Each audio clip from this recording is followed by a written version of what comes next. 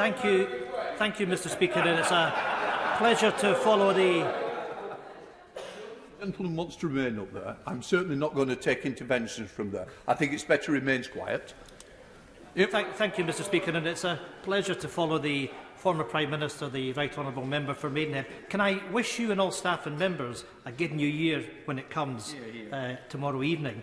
And if I may, can I just very quickly reflect on the sadness of the events that took place in the 2nd of January 1971 in Glasgow, when 66 predominantly young people lost their lives in the Ibrox disaster, including 5 from one village and 5 from Markinch. And I'm sure the whole House will want to remember those that sadly lost their lives at that moment. Mr. Speaker, when this bad Brexit deal was published, one of the very first public images that were released showed the Prime Minister raising his arms aloft in celebration. When I saw that image, my thoughts immediately turned to the European nationals who have made their home here, because they're certainly not celebrating. During the 4 years and more of this Brexit mess, the main emotion they have felt is worry. Worry about staying here, worrying about their jobs, and real worry for their families. In Scotland, these citizens are our friends, they are our family, they are our neighbours. So before this Tory government forces through a deal that rips us out of the European Union, the single market and the customs union, let us get this message out to Scotland's 234 EU citizens. Scotland is your home. You are welcome. Hear, hear. The value we place on European citizenship, that real sense of belonging to the European Union, cuts to the very core of this debate. Scotland is at heart a European nation. It always has been. Forcing our nation out of the EU means losing a precious part of who we are. Because Scotland didn't become European when the United Kingdom joined the EEC 40 years ago. Our relationship with Europe predates the United Kingdom by some way. An independent Scotland has enjoyed centuries of engagement with European nations. Scottish merchants travelled, traded and settled on the continent. We shared citizenship with France, and we appealed our nationhood to Rome. Scotland was European before it was British. That European history and heritage goes back to our nation's place in the Hanseatic League in the 15th century. Scotland was central to a trading alliance that forged connections and commerce from the North Atlantic, the Netherlands, Germany, Scandinavia and the Baltics. We were a European trading nation right up until many of our privileges were ended by the Treaty of Union. 3 centuries later, here we go again. Westminster seeking to end our access to those European relationships by removing us from today's Union of Nations across our continent. Westminster ending free movement of people and the access to labour that is so crucial to our economic success. Westminster seeking to end our automatic right to live, to work and to get an education in 27 member states of the EU. Rights that our generation had, rights to be taken away from our children and our grandchildren. And for what? Mr. Speaker, it was way back on the 11th of July 2016 that the former Prime Minister, the member for Maidenhead, first spoke the infamous words, "Brexit means Brexit." We all know what followed, the use of that foolish phrase, nearly 4 years of constant chaos and confusion. So today, at least we have some clarity. We now finally know what Brexit means. We have it in black and white. It means the disaster of a deal. It means broken promises. It means economic vandalism. It means an isolated United Kingdom in the middle of a global pandemic. It means the worst of all worlds for Scotland. Mr. Speaker, this morning's proceedings are so critically precisely because of that clarity, because with that clarity comes a choice, and it's a fundamental choice for Scotland. It is a choice between a future defined by this disaster of a deal or the future the SNP is offering to the Scottish people. An independent nation at the heart of the European Union. Today, the contrast between these two futures is clearer than ever, and that choice won't go away. I'm grateful to the right honourable gentleman for giving way, but I wonder if I could just put him the same question that was put to a colleague of his by the Leader of the Opposition and by Prime Minister. Today, when the Scottish National Party votes against this deal, they are therefore voting for no deal. Is his determination that the day after tomorrow the UK would have no deal and would be in a worse situation? Is that his position now? Could he just answer yes or no? I'm grateful to my right honourable friend for the question, because it's very simple. This is a piece of legislation that is being put forward today. No deal is not on the order paper.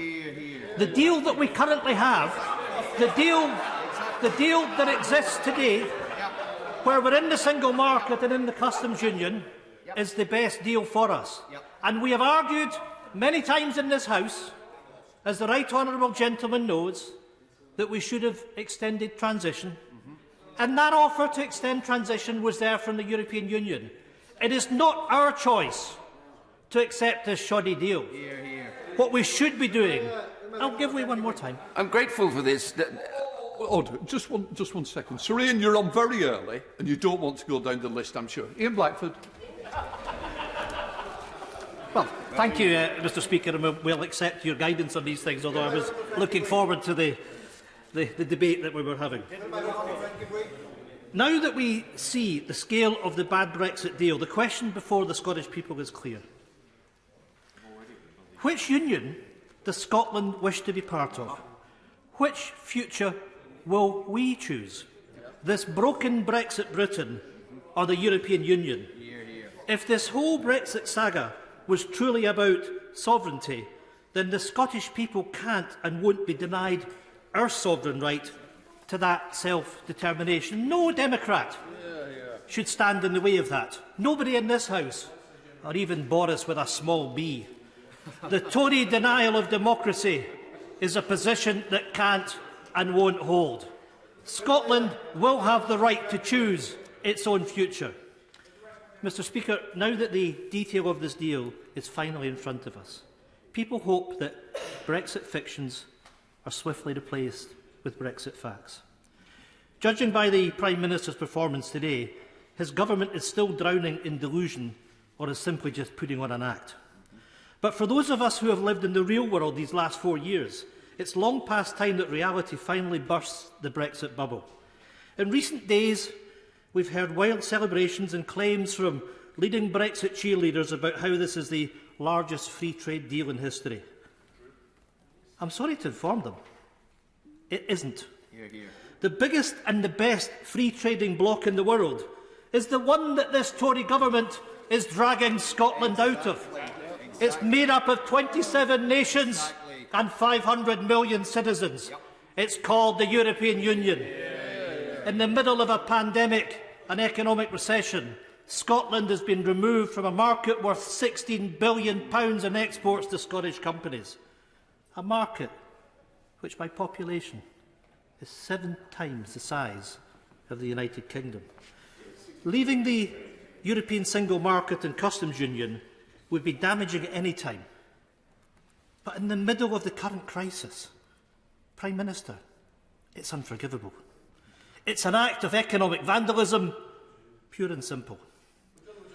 As usual with the Tories, it is people who will pay the price. Initial Scottish Government modelling estimates the deal could cut Scotland's GDP by around 6.1%, £9 billion in 2016 cash terms by 2030.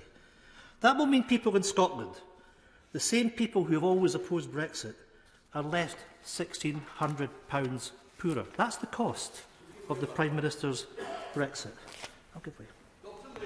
Mr Speaker, I'm extremely grateful to the right honourable gentleman for giving way. Perhaps he could tell us what estimates he has made of the cost to the Scottish economy of losing access to the UK single market through independence. Really? Really? I mean, I'm amazed at the Right Honourable Gentleman, who of course comes from Scotland, who seems to be threatening the people of Scotland with lack of access. Is that really the message that the Conservatives want to deliver to the people of Scotland? Shame on him. Shame on him. Shame on him. For all the Tory talk of levelling up, this deal is blatantly preparing the ground to level down on standards. Only in the last few days, the IPPR have warned that what many of us have suspected all along: this deal leaves workers' rights and environmental protections at serious risk of real erosion. Mr. Speaker, another Brexit bubble that badly needs bursting is the myth that leaving the EU will somehow make it easier for businesses to trade. This is literally the first trade deal in history that puts up barriers for business instead of removing them. In 2016, the Leave campaign's assortment of lies included the claim that Brexit would mean removing red tape for business. Since then, plenty of Brexit red lines have disappeared, but none of the red tape. This bad Brexit deal means that businesses will be burdened with mountains more bureaucracy, with more cost. If the Prime Minister wants to disagree with that, I'll certainly give way to him. But presumably, the Brexiteers think that's okay, because that tape will now be coloured red, white and blue. It means, well, I hear the Chancellor of the Duchy of Lancaster saying it's how they tell them. You tell that to fishing businesses that all of a sudden are going to have to fill in customs declarations. And why? At his behest. Why? Based on his narrow ideology. That's the answer. Mr. Speaker, that means more delay, paperwork and checks. Well, if he wants to deny that, rise to his feet. Rise to his feet, because he knows that fishing businesses will face additional costs as a consequence of what his government has done. It means more delay, paperwork and checks, all of its burdening business, slowing trade and costing jobs. And, Mr. Speaker, this deal not only inflicts economic self-harm, it ignores economic reality. There is barely a reference in this deal for the service sector. 80%, Mr. Speaker, of the entire UK economy. Services have been left in complete limbo. Where is there any mention, of course, it is not good news. The deal confirms an end to financial passporting rights which have been relied upon by financial services firms across the United Kingdom. Mr. Speaker, let me now turn to the biggest betrayal of all: the broken promises to Scotland's fishing communities. There are no Scottish Tory MPs in this chamber. If they were here, they would now be squirming. We know this Brexit deal means a drop in key fishing stocks. For cod, for haddock, for whiting and for saithe, this deal means fewer access to fish than under the existing arrangements. Let me say that again. Less access to these fish than under the common fisheries policy. And you know, one of the things that's missing from the deal, and I would have thought better of the Chancellor of the Duchy of Lancaster, is that we had special privileges, the so-called Hague arrangements, that gave additional fishing rights to Scotland. They weren't even negotiated as part of this deal. We have lost, one can only assume, from the incompetence of the UK negotiators. The Scottish Tories said that tying fishing to a trade deal was a red line that must not be crossed. But yet, here we are. It is exactly what has been done. Every single Tory promise, every red line has been blown out of the water. Countless broken promises, but not even one resignation, although I may say so, yet. Not even one apology or a hint of humility or of regret. I take no comfort in saying that this was predicted, because this deal represents a history of bitter betrayal. Our fishing industry, our Scottish fishing industry, was sold out by the Conservatives on the way into Europe in 1973, and as the United Kingdom leaves, they've been sold out all over again. The Scottish Fishermen's Federation know that they've been conned, stating the deal does not restore sovereign UK control over fisheries and does not permit us to determine who can catch what, where and when in our waters. For I hear the Prime Minister muttering rubbish. That's fishing organisation after fishing organisation in Scotland, Prime Minister, that knows exactly what you have done to them. For Scotland's fishing communities, lightning might not strike twice, but the Tories definitely do. The latest Scottish Tory leader, the member for Murray, gave one of the more graphic promises. He said he would drink a pint of cold sick rather than vote for a deal that gave EU vessels access for 2 years. Well, Mr Speaker, this deal gives them 5 years access and potentially much more. Let's just say there will be plenty of Scottish voters in the North East who will be very interested in what he's drinking, and after he and his colleagues break every single promise and walk through the lobby with the Prime Minister. Mr Speaker, in later speeches, my colleagues will attempt to cover and scrutinise as much as we possibly can in the limited time the effect of this bill in Scotland. It has to be said, though, that this lack of scrutiny is not helped by the stance taken by the Labour Party. I'm sad to say that the official opposition have been missing in action. There was a time when Labour had 6 tests which they say needed to be passed in order for them to support any deal. Labour's Brexit tests have disappeared as quickly as Tory promises. Now, I can understand that this might be politically pragmatic for Labour, but it definitely isn't politically principled. But I suppose political principle is hard to manage by when you can't even get a coherent position between Scottish Labour and their UK bosses. Unfortunately, when it comes to position on this Brexit deal, Labour are literally all over the place. Today in the Scottish Parliament, Labour will join with the Scottish National Party in refusing to grant a consent motion to this bill. I'm grateful for that. Labour will not only join us, but the Greens and the Liberal Democrats standing with us, our Scottish Parliament, united against the Tories, united against this bill. Mr Speaker, it is ultimately for others to explain their own actions and the litany of broken promises that will stay with them at the next election. Because, in the end, this is not so much about the Brexit promises of political parties. It's about its impact on people. It's about respecting the democratic decisions that voters make. Both England and Wales voted to leave the European Union. They have decided that their future lies elsewhere. Let me make this clear. I may not agree with that decision, but I do, and my party respects it. This legislation respects it, and it forms a pathway to the future. The people of Northern Ireland voted to remain in the European Union.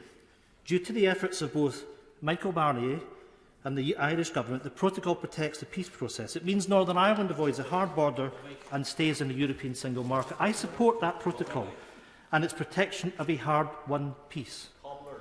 This deal respects that. That being said, the Scottish Tories, including Baroness Davidson and the former Scottish Secretary, threatened to resign if Scotland was not offered the same deal as Northern Ireland. I say to both of them now, there is still time. We are still waiting. Mr Speaker, the only nation, the only democratic decision that has been ignored are the voices and the votes of the Scottish people. None of this deal respects the choice that we made. I would genuinely ask members to reflect on that reality. Imposing this Brexit, imposing this deal, means imposing a future that Scotland's people did not vote for and does not want. Let us not forget that one of the central claims of the Better Together campaign in 2014 was that if we stayed in the UK, we would be staying in the European Union. That's the promise that was made. We were also told that if we stayed in the United Kingdom, we were to lead the United Kingdom. On the day after the referendum, that all changed. Scotland was told to get back in its box. Right through the Brexit process, Scotland's voice has been ignored by Westminster. Our attempts at finding a compromise rebuffed at every opportunity, tossed aside on the premise that Westminster is supreme, Scotland locked out of the key decisions affecting our future, ignoring our desire to retain our European citizenship. Despite the Right Honourable Gentleman's gloom, he knows that I adore and love his country. Does he not believe that Scotland has the character to succeed? Despite his misgivings, Scotland is a great country. Why is his speech so full of gloom and misery when Scotland has the character to prosper and succeed now? Well, I thank the honourable gentleman, and may I reciprocate and say that I love England, I love its people. But what I want is for us to maximise our opportunity, and what this deal does is it limits our opportunity. I want to unleash Scotland's potential. That potential will be unleashed with an independent Scotland at the heart of Europe. The Prime Minister's broken promise on Erasmus has been such a totemic issue in the last few days, and he will remember standing in this House promising us that we will be staying in the Erasmus programme. That betrayal denies our young people the opportunities European citizenship has given us. It denies them the European freedoms that we cherish, living, working and studying abroad. Around 200,000 people have taken part in Erasmus, including around 15,000 UK university students each year. It's also important to say that Erasmus isn't solely about university students. It's about support youth works, and it's about adult education, sport, culture and vocational training. It's why the Scottish Government are so committed to exploring every opportunity to keep Erasmus in place for our people. Because even the very name Erasmus signals our long-established European links. And that long tradition of connection comes right into the modern day with our own Winnie Ewing, Madame Ecosse herself. Winnie, a former Mother of the European Parliament, was chair of the EU Education Committee that brought in the Erasmus scheme. Mr. Speaker, people at home will be watching this, and we have the Prime Minister and the Chancellor of the Duchy of Lancaster laughing about the success of the Erasmus scheme. Utterly, utterly, utterly pathetic. Utterly pathetic. Mr. Speaker, let me conclude by saying this. All that history between Europe and Scotland, all of those links and all of these opportunities are now at stake. Scotland's story is European, and that story doesn't end today. Our past is European, and our future must be European. As a nation, that is a choice that we made in 2016, and I am confident it is a choice we make now. We can't support this legislation because it doesn't respect that choice, and it doesn't provide for our future. Scotland's course is now set, and it's a very different course from the decisions being taken in this Westminster Parliament. We know that the only way to regain the huge benefits of EU membership is to become an independent state at the heart of Europe once more. That is the decision that the Scottish people will make, and we begin that journey today. There is now an empty seat at the top table in Europe. It won't be empty for long. We now come to Father of the House, Peter Bottomley. The House will know that the honourable gentleman is a more cheerful person than his speech. He's given us 25 minutes on a lesson in humility, for which we're grateful. He's talked about ignoring popular votes. In the Scottish referendum in 2014, the independence vote was 1,000,000